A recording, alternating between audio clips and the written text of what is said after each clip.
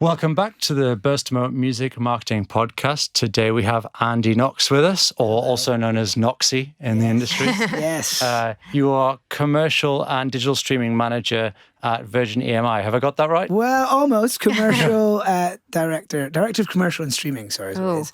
And at EMI now, just to be on brand. Yeah, the Virgin has been dropped from the Virgin EMI. So. Mm-hmm. And you've worked with some huge artists as well, also including Lewis Capaldi, James Bay, The Vamps. Yeah, those three, definitely. Jonas Blue, loads of people. Yeah, they're probably the main ones. And obviously, Lewis Capaldi, we mention on our content all of the time. For us, he is like the pinnacle of an artist who has just broken through what he is, who he is, and very much, I'd say, on his own from his content. Like we've been saying a lot in our content that artist content is just so important in terms of engaging with your audience, growing with your fan base. So it's really exciting to have you on just to talk us through Lewis and his background and everything like that. Do you want to tell us about your background and how you got into the industry? Yeah. I mean, I started off trying to be a singer myself and then decided that I'd go and tell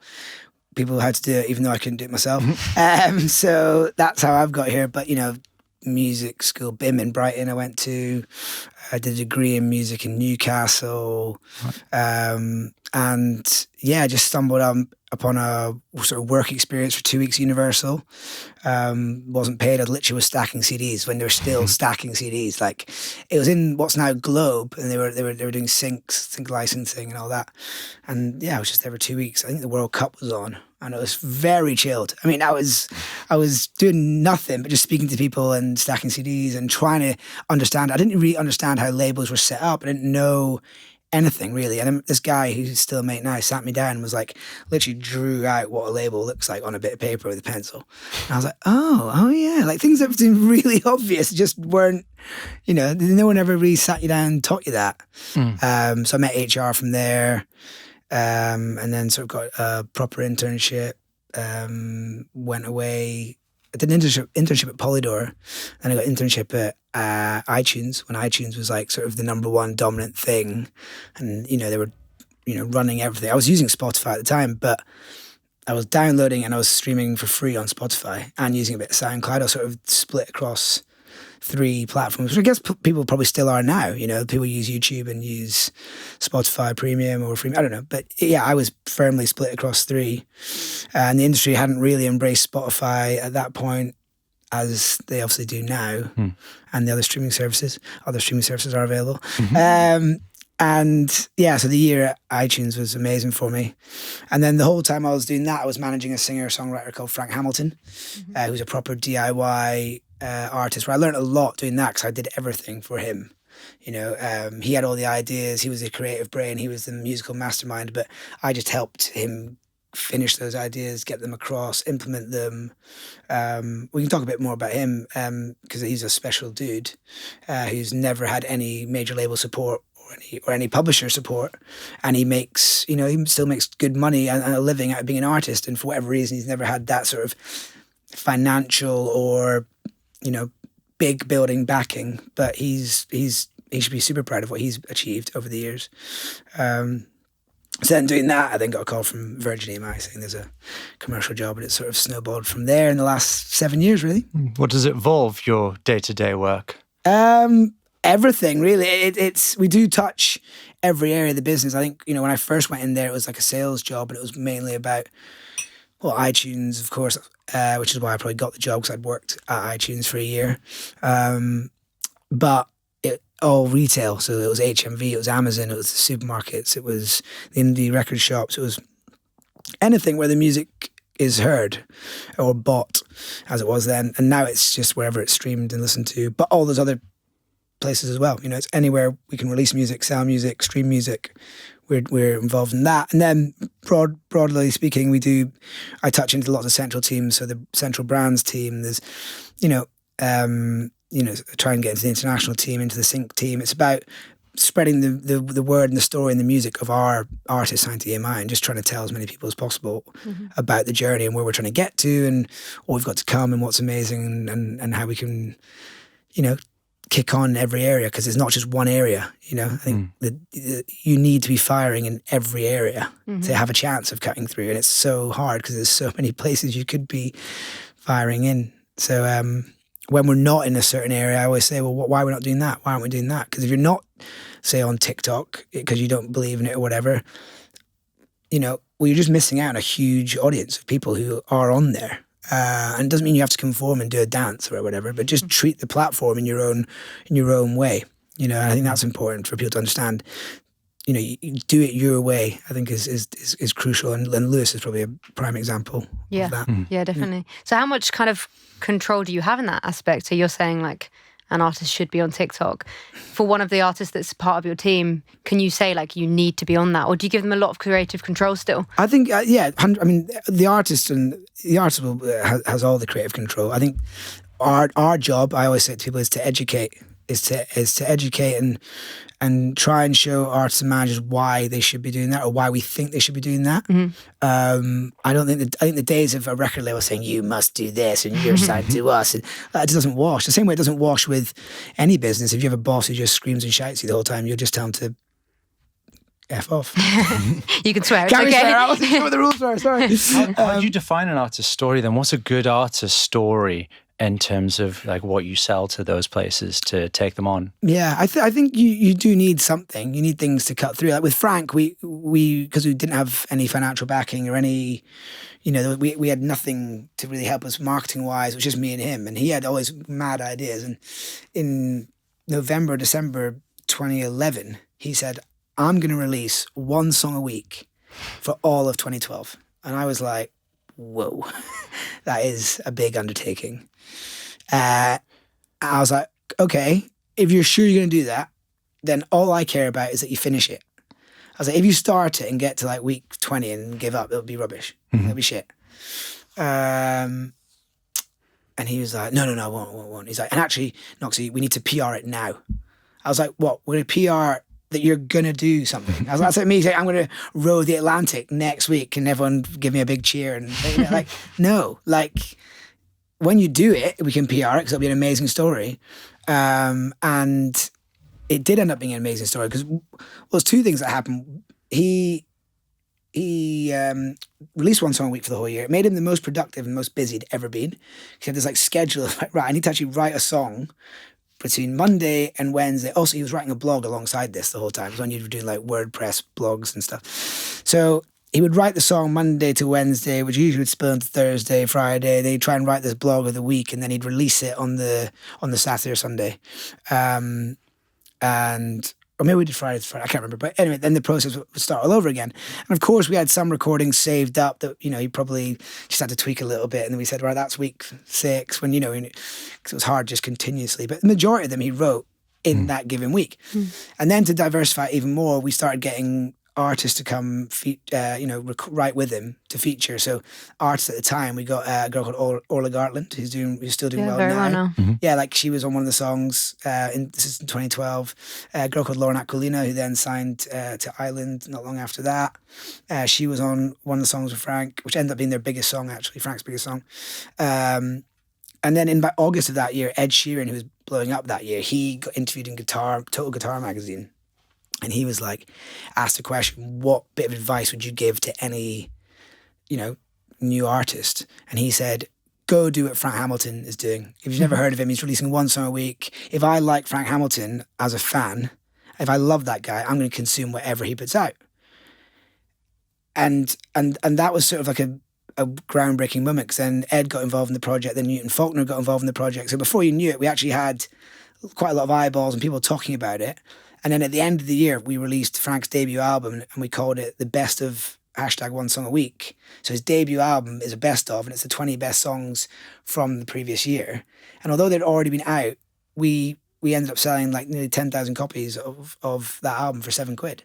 So that was all because of Frank's ability, creative mind, and we saw it through. But what also is, this is now what people do today in 2020. So Frank was doing that in 2012, but artists now are like always on, release. Justin Bieber's like putting out a new song this week, having had an album this year. Like Taylor Swift's had an album out this year, having had an album last year. Like it is just constant, and everyone's on that. You know, everyone is putting out, from Drake down. It's just, I've got to put out more music. Daniel X coming out and saying, "Oh, artists have got to work harder, got to put out more music." I'm like, Frank worked that out in 2012, and no one gives him any credit for it. So is that helping the DSPs then? Does that, like, in terms of algorithm, in terms of fan base, do you feel like that constant releasing helps rather than 100%. Dropping like an album? 100%. I think you sort of build to an album these days. I think people, and this is no secret, people, you know, we're distracted by everything, you know, and we're on our phones, and we're, you know, there's so much going on in our lives, and time is what we're cash poor in the main as well, but we're time poor, definitely, especially when you work in a big city and you've got a big job or whatever. And you know, sitting down and actually consuming an album, not many people that still do it. You know, people are buying vinyls, and you know, maybe a lot of them just stick them on the wall for the artwork, or have it to show they like something cool, or whatever. Because you can't really show your Spotify library as easily. But you know, I think putting out a few songs like continuously, I'm always like, we just need to keep. You can't have big gaps. When we put 3 songs out in 2 months, you know, or 2 or 3 months, to then go 6 months without putting anything out is shocking in my opinion. Like, we're always trying to make sure that doesn't happen. So what do you have stored up? High quality music. And you know, you're not going to make, not everyone's an official single that you're going to take to radio, you're going to PR, because it's expensive, and you just can't do that. You're going to have songs that, ones you go, right, we think this is one, we're going to go for it. And you might put it out within 2 weeks. The data or the fan base are telling you they actually don't like that. And then you put out another one, which you weren't expecting to be a hit, and off it goes, you know? Yeah, I mean, a lot of artists as well think that that's kind of ruining the art in a way. But from like a marketing perspective, it makes complete sense. We had an interview with Charlie X. What's ruining the art? The idea of being able to, like, having to create constantly and not being able to, like, tell a story in an album. But in our opinion, you can still tell that story, but over sort of a longer period of time. Of course, do you find that? Can you still you can be creative tell with that story in a way? Yeah, definitely. I think you can be creative with it. Yeah. I know what you mean, like that sort of listening to an album and going, okay, that is the journey from, you know, A to B in 40 minutes. Almost like the Dave album, Psychodrama, like that is a story pretty much, all him sitting down with psychiatrists, you know, them asking about it. It's a brilliant album that's also sort of commercial, that he built up to, and it's won him awards, and he, you know, it's still possible, but he doesn't put that out as the first thing he does. Yeah, he's built up to that release, you know. Yeah. And he earns his credibility, and he earns his fan base, and then he goes, and now how about this? And then people go, Christ, that's amazing. Like, it's one of the best albums of last year by a mile. And it's still a sort of concept album, if that's the word we're using, you know. So it's possible. I think everything's possible. I think how exciting, if you're a creative person who makes music, like, how exciting, like, you can literally go and try and do anything. It's not one size fits all. There's no way.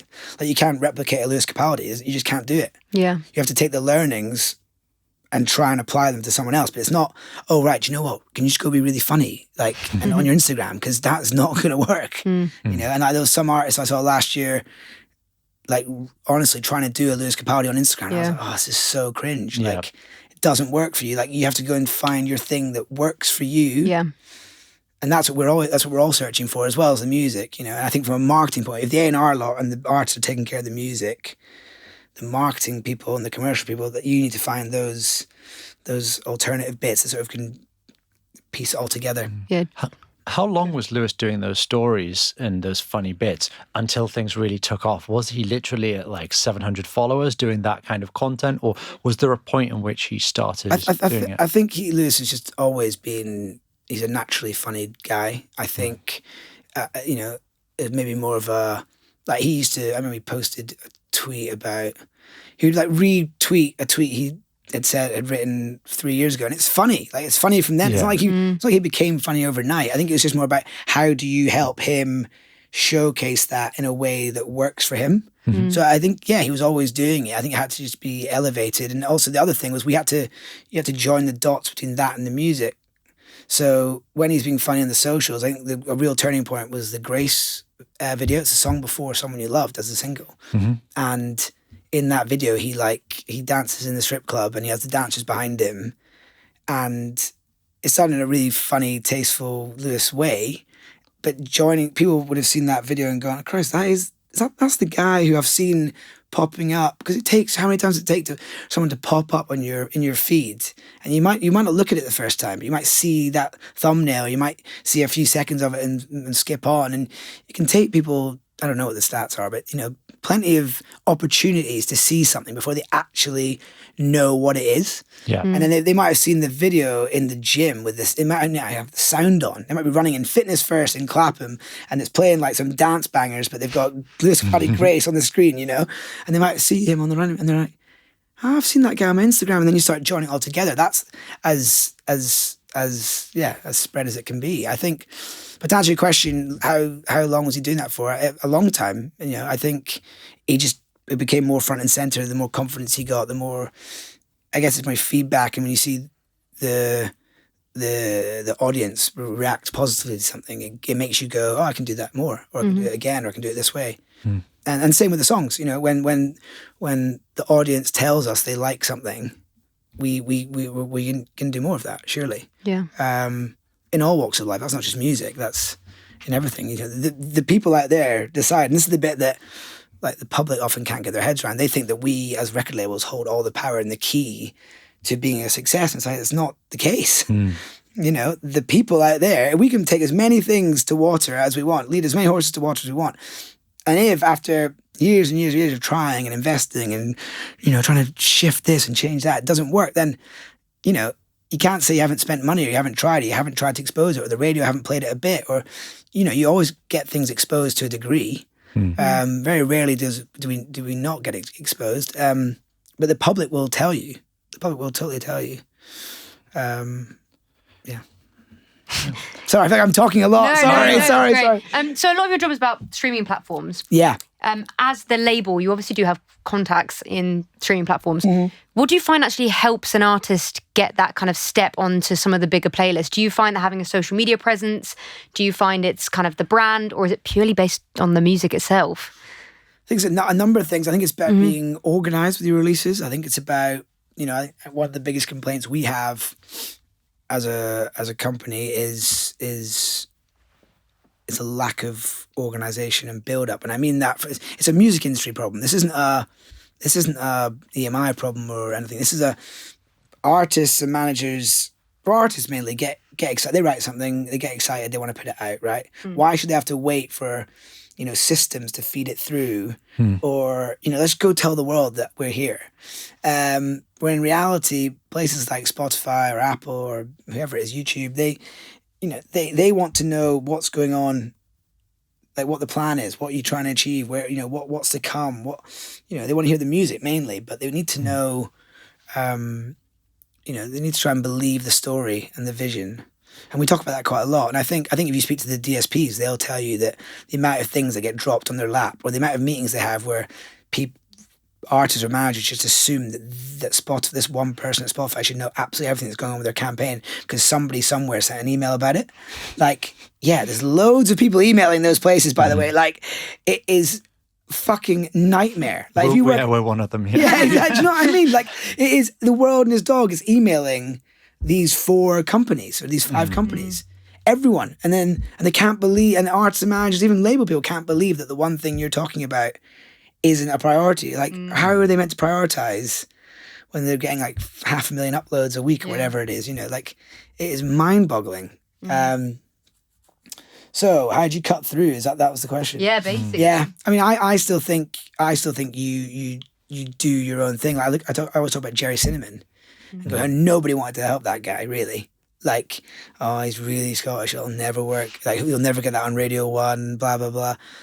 And he has to sell out like 8 Barrowlands in Glasgow, or 9 Barrowlands in Glasgow, Hampden Stadium in Glasgow, before people are like, oh God, there's actually loads of people who want to listen to Jerry Cinnamon. And now I meet like Southerners all the time who are like, love Jerry Cinnamon. It's not just like pals in Scotland who like him, and he's just had to graft and keep believing what he's doing, and keep doing his thing. And I firmly believe in that. Like, if you really, really, have something to say and believe in yourself and are a genius and are amazing, you will cut through. If you're not, then you might not. But is that not just how it works. The cream rises to the top almost. Yeah, something I've often thought is like, if I was a curator, I want to see an artist has some kind of longevity and it isn't going to be like a one-hit wonder. Yeah. So I couldn't imagine anything worse than putting an artist and giving them a slot on my playlist and then they don't do anything else. They don't release again. Their social media is crap. So for me, if I was a curator, I would say I want to see like that you have a long-term plan. Do you feel that is huge. the case? It's huge. I think it's huge. I think and it's hard because, you're trying to ask an artist, right, what are you releasing over the next 2 years? Like, whoa, I don't even know what I'm releasing in the next 6 months, Yeah. But that's what we want to get to. When we talk about big companies like, with the film industry or the game industry, like how long do they have? I know it's different because it's art and this is where we are completely different. We're selling or trying to stream a human's art and there's loads of emotion tied to it.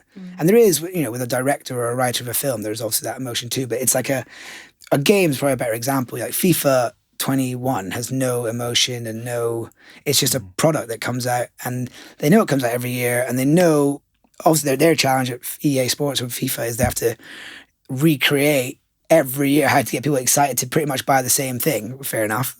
But at least they have this time frame and they're always organized and they've got like a year to build up to something. Whereas, quite often we're working much tighter deadlines and the song isn't finished. And then, like, another classic example, the middle eight, the verse has changed in the middle eight at the last minute, but the day of the video shoot. And, like these are like things that happen all the time.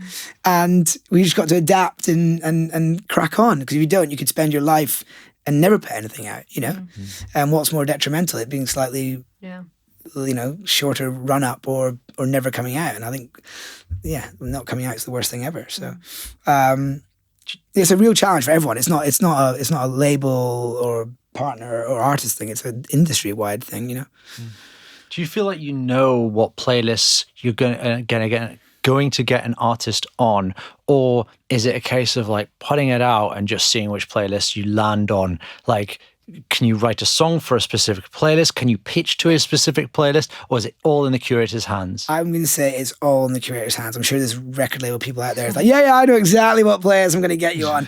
And the answer is it's bollocks. Like, the record label people do not slide the song into the playlist, Like, so how can they control or know? So what I always talk about is how do we give ourselves the best chance to get in there? Take control of the things that are in our hands.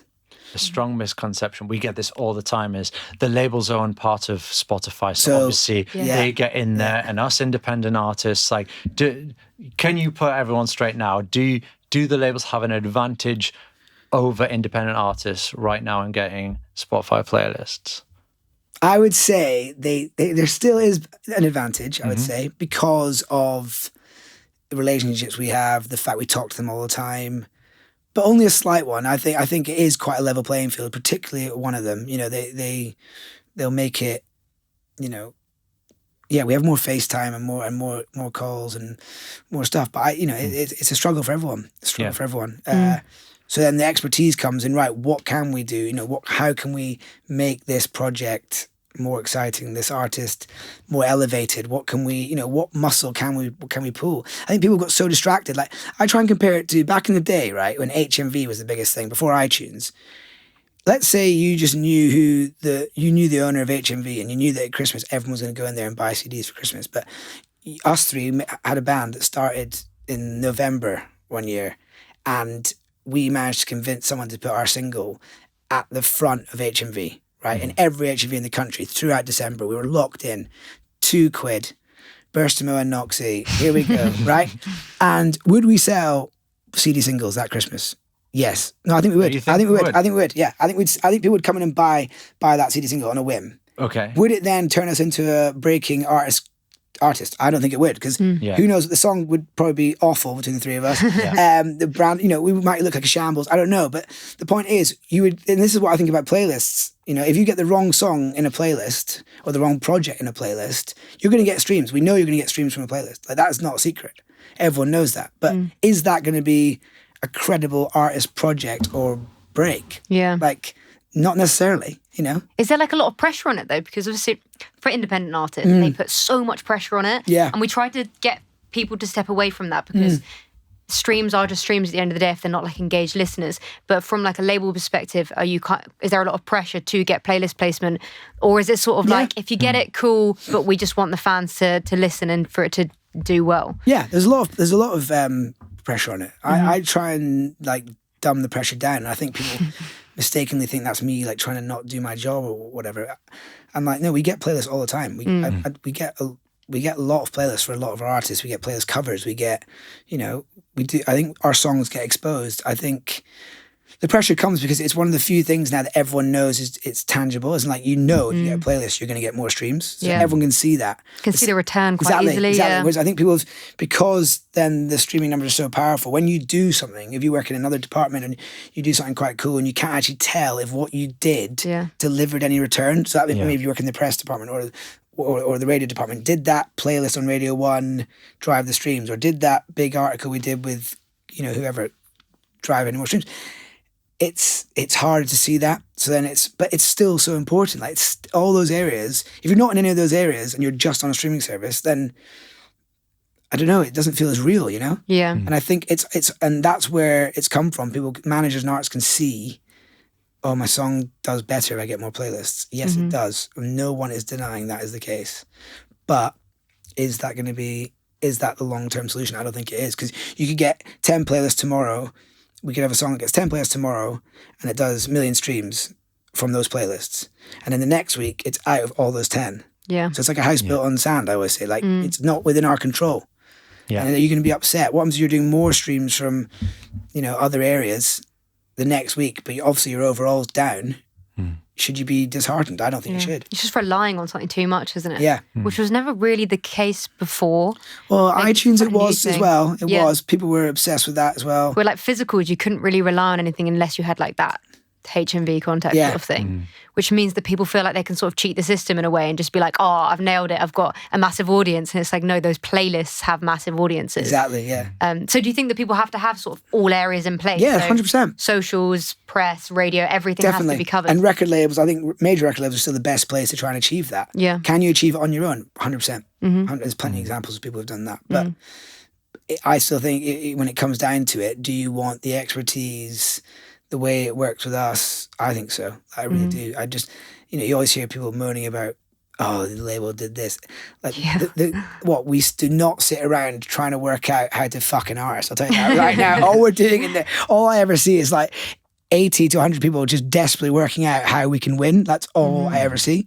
And people putting in all the work and all the graft and going to the gigs and picking up the phone call at 10 p.m. at night. Like, that's all I ever hear and see. I don't ever, like, it doesn't work for some people. That's all it is. And having managed Frank, who never got a thing from anyone, when artists have been with us for 5 years and they get dropped, I'm like, look, at least you had 5 years of help and finances, and I'm sorry it didn't work out, but a lot of people don't even get that opportunity. So what do you think the most important things are that these DSPs are looking for? We mentioned longevity. Is it like playing live slots, social media? Like what are they looking for? What are the key things? I think they want amazing songs. I think they want people to listen I think they want people to listen. They want people to stay on their ecosystem. They want people to be listening to Spotify, to Apple Music. They want people engaged in that space. And when they're competing with Netflix and Instagram and everything, how can you keep them interested and invested? That is the key thing. That's what they want. And I think, they want to help. I know the good music people at these places, they want to break artists as much as we do, That's what they want. The people we talk to on a daily basis, they want to help. They do want to help break the next British artist, but they don't mind where it comes from. They'll help the best thing they see fit. And if they all see an independent artist as the next biggest thing in the UK, then they're going to back that. And if they see the next biggest artist coming from EMI or Columbia or whoever it is, they're just going to go for it. I don't think they're going to say, oh yeah, it has to be an artist from Universal this year, looking for all areas. They don't want to look stupid either. If they're going to put their neck, as you said, put it in the playlist and no one streams it, then and you got to assume that when they have these debates and their editorial meetings, that some people disagree and agree. Not everyone likes the same thing, and especially when it gets to the big hits playlists. I think in most of the places they have these specific genre editors. But for the hits playlist, it can be more of a I'm assuming it's more of a committee, you know. And if someone goes, I think that should be in there, and someone else goes, don't know. You know, it's a bit of pressure on them then, presumably. So I just think you've got to make it as undeniable as possible. Totally. We get a lot of artists who will get themselves on like a New Music Friday or just like a couple of smaller playlists, like maybe like a regional playlist, like Breath of Fresh Air for the Island one or something like that. Do you find that we get artists saying, how can I push for more playlists? I'm on a couple. How can I push for more? Our answer is usually, you're on the radar of the curators. Totally. There's not much more you can do. Do you agree with that? Or is there other things that you can do to push? I do believe that. I mean, it almost becomes like an addiction, though. Yeah. It's like a drug addiction. Yeah. Because when you had especially if you're a new artist, you have no, you know, let's say you're on 1,100 streams on your first song for like an eternity. And then every time you stream it, it goes up by one. You're like, yeah, come on. And all of a sudden you get that little bit more exposure to whatever, Breath of Fresh Air or whatever it is. And then you notice that your Instagram's actually jumped by 5 a day for the last 2 weeks rather than 1 a day. And you're like, oh God, this is amazing. So if I can just scale this up, yeah, it's going to work. We all want that. But it's like, see, I mean, how great is that to see this all linking together and going, oh my God, I got on one playlist. And then I noticed my YouTube moved a little bit, and then my Instagram, you know. I'm like, yeah, it's amazing. But then just you try and find more ways to do that. And is the answer just release again? Better songs, keep releasing? Shout about that playlist as much as you can. You know, do so I mean, we've tried things the playlist on your social media and things. Definitely do that. You know, we've on Spotify we've tried like things like pinning the playlist before to your own profile. Don't really know if that helps, but anything to sort of shine a light that you're in there. Yeah. I guess if your track's getting streamed inside that playlist a lot, it shows to Spotify you're bringing an audience in, which means they're on the platform. So do you think that kind of Spotify's keeping an eye on things like that? Yeah, I think so. I always wonder, you know, how much or how little they know about individual. No one really knows how that algorithm works. No, and I think the algorithm is, you know, any tech company is the holy grail. But I think, what was I saying? Yeah, I think it's less about the playlist streams though. I think if you can show organic buzz, and this is where people think it's a shortcut. It's like, I'll get on a playlist and I'll make loads of money. Yeah, you might get on a playlist and you will make money if you get on there, but you know, Jerry Cinnamon must have just become undeniable. You know, there would have been a tipping point on the services where people were listening to him so much and he was getting so little support. Everyone was like, we can no longer ignore that, you know?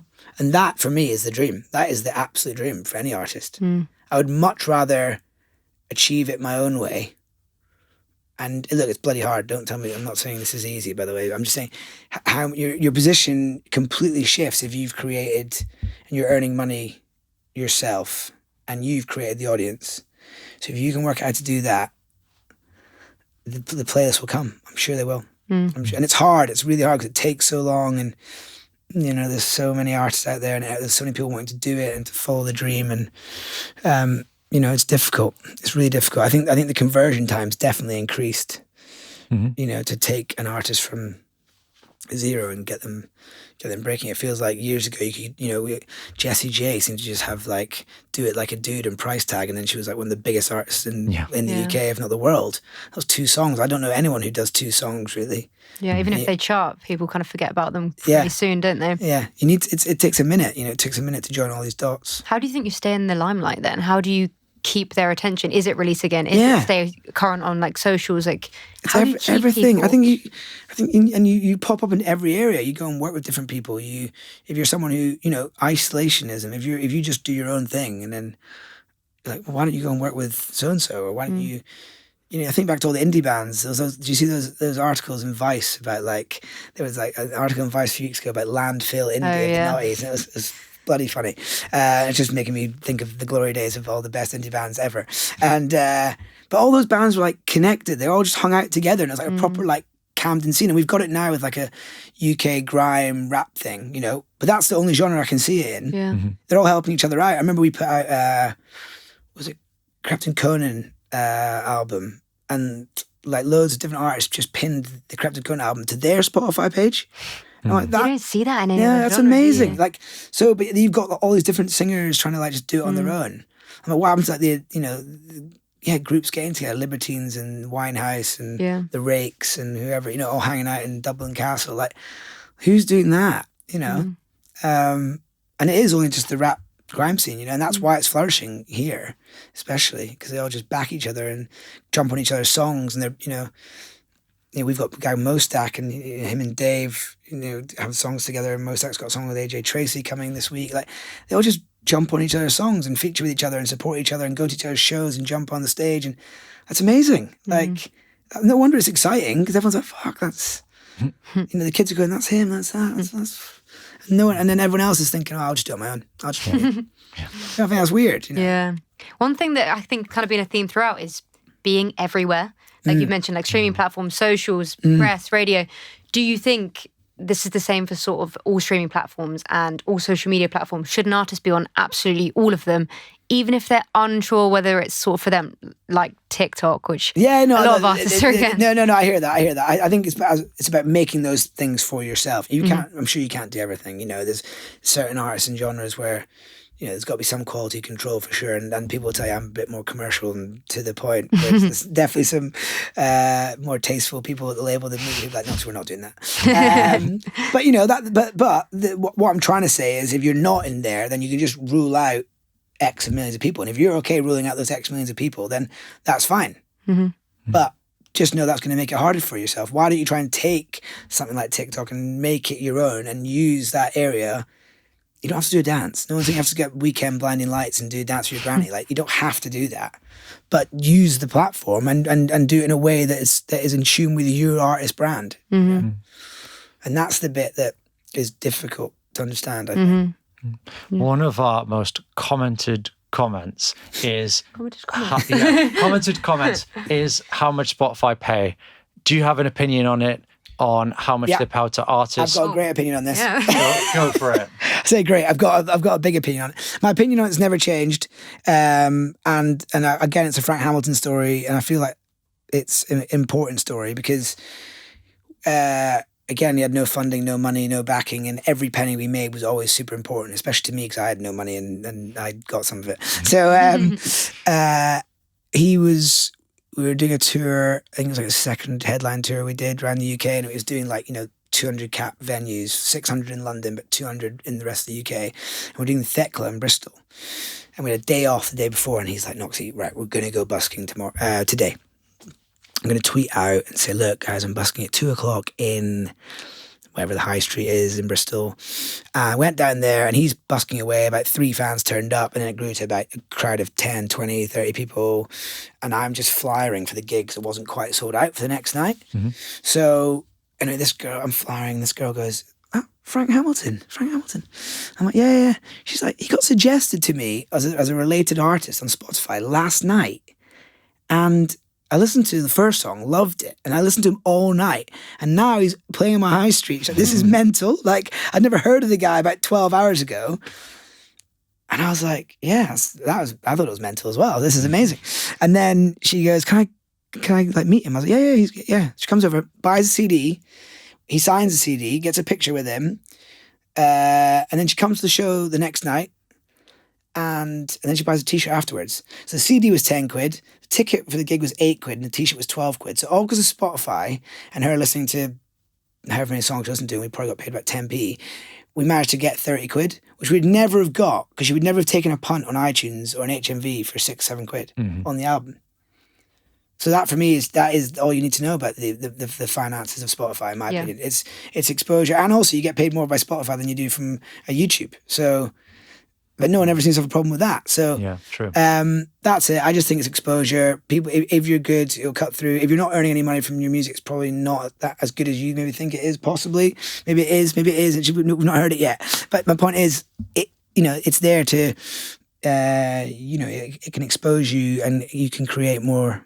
You can earn more as a result of what you don't earn from Spotify, if that makes sense. Yeah. Don't compare it to what a download you got from an iTunes download to something that people repeat all the time and you can earn from, So yeah, I don't mind. Cool. Is that fair enough? No, I completely agree. Yeah? Completely agree. Thank you. Do you have any more questions? Yeah. Thank you very much for coming on the to podcast. No worries. We're going to end it there. It's been an awesome podcast. And to be honest, it's good to have someone talk about Spotify, because usually it's just me and Maddie talking about it. And I'm so pleased you ended on that point, because it very much mirrors our point. Good. So thank you very much. Do you want people to find you on Instagram or anything like that? Do you want to plug your socials? Andy Knox Music. Yeah, get it. Cool. We'll put it in the description. Cheers. So, thank you very much for watching or listening if you're on Spotify. And give it a like if you found it useful, and subscribe if you want to see more like this.